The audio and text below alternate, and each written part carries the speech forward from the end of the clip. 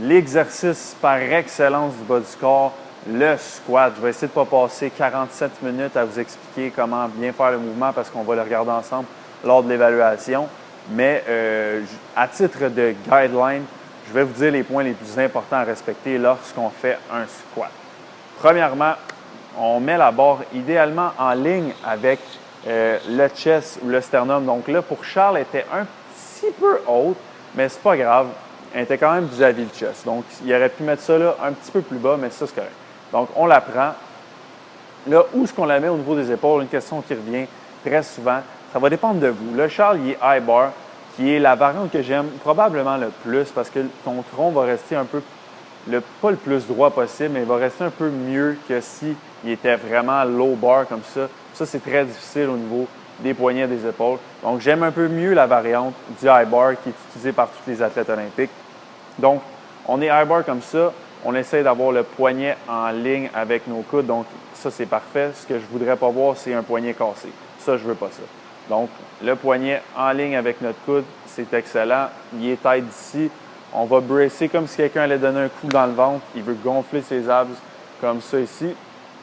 Les pieds légèrement vers l'extérieur, donc on ne les pointe pas comme ça, ni droit, donc un petit peu vers l'extérieur. Et quand on veut descendre, on veut penser à ce que nos genoux suivent la position de nos orteils. Donc, si on peut descendre pour Charles, yes, comme ça. Donc, vous voyez que les genoux, ils pointent dans la même direction que les orteils pointent. Ce qu'il ne faut pas qu'il arrive, c'est, mettons, on descend, mais pointe tes genoux vers l'avant. Vous voyez que là, ça ne marche pas pantoute. Donc, permettez-vous d'ouvrir vraiment vos jambes quand vous descendez pour pouvoir rentrer dans le trou. Ça, c'est le premier point. Deuxième point, la position du tronc. Souvent, les gens ils vont se forcer vraiment à avoir le dos tellement droit. Fais-moi une rep comme ça.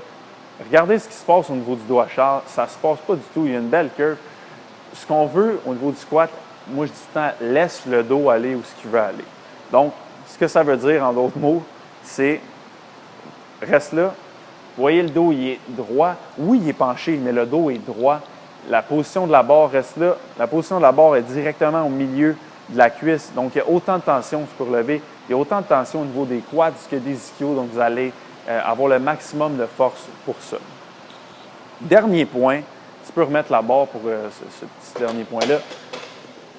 On peut utiliser des steps comme ça pour nous permettre d'avoir plus de mobilité pour aller aussi bas que Charles. Charles, il a une très bonne mobilité, mais si vous avez de la misère à reproduire son mouvement, ça se peut qu'il vous manque de mobilité, que ce soit au niveau des hanches ou des chevilles. Donc, on prend des petits steps comme ça. Des fois, là, j'ai déjà mis des clients aussi haut que ça, mais pour le besoin de la cause, prenez 2 petits steps comme ça, à la largeur de vos pieds, comme ça ici. Mets ça même un petit peu plus proche, ouais, parfait. Comme ça ici, et tu vas juste mettre ton talon dessus. Donc, les talons sont dessus, les pieds sont vers l'extérieur encore comme tantôt. Et là, Charles va pouvoir descendre exactement comme ça. Donc, Charles, as-tu besoin des steps? Non, mais peut-être que dans votre cas, ça serait pertinent d'en mettre. Donc, voilà pour les points majeurs du back squat.